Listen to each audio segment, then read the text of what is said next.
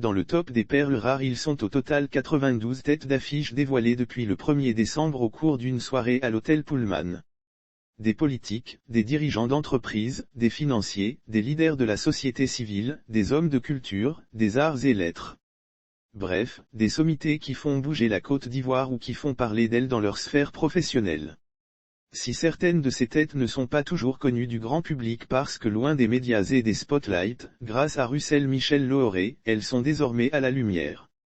Dans un magazine annuel, le WSO Côte d'Ivoire qui est à sa 3e édition. On y retrouve le président actuel de la Côte d'Ivoire Alassane Ouattara et ses prédécesseurs Konan Bédié et Laurent Gbagbo en bonne place, mais également le Premier ministre Patrick Hachi, le leader du FPI Afin Guessan, le fondateur de l'idée Koulibaly Mamadou pour ce qui est des hommes politiques. Parmi les têtes grises, les lauréats viennent souvent de l'école américaine.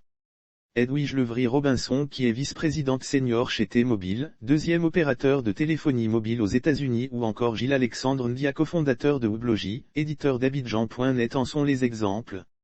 Edwige Levry, jeune femme ivoirienne, est partie d'Abobo pour se retrouver aux États-Unis où elle a étudié avant de décrocher un emploi chez un gros opérateur mobile.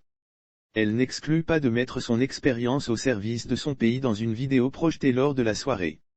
Isabelle Guessandé quant à elle, à la tête d'Atna Shipping, une société maritime. Un secteur qui compte très peu de femmes et elle encourage ces dernières à s'y intéresser.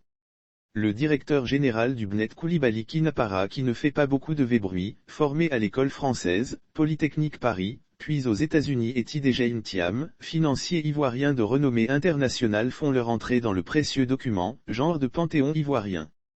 Russell Looré n'a pas omis la première dame de Côte d'Ivoire Dominique Ouattara dont les actions dans le social et l'humanitaire ne se comptent plus. La fondatrice de Children of Africa est également à la tête du FAFSI, un fonds doté de plus de 25 milliards destiné au financement des projets portés par des femmes. Il s'agit par ce document unique en son genre, a dit l'éditeur Looré, de dédier un hymne à l'excellence, de placer haut le savoir-faire ivoirien. Le WSO Côte d'Ivoire est, plus qu'un livre, un support qui a pour vocation de valoriser chaque année, l'excellence ivoirienne, a-t-il commenté. Les lauréats tels Siriki Sangaré, opérateur immobilier, la notaire Biti Kouyaté ont loué l'idée noble de Michel Russell Looré de rassembler dans un magazine, ce que la Côte d'Ivoire compte de meilleur. Fabrice Sawignon de Voodoo Communication, a promis sa collaboration pour révéler encore plus de talents cachés.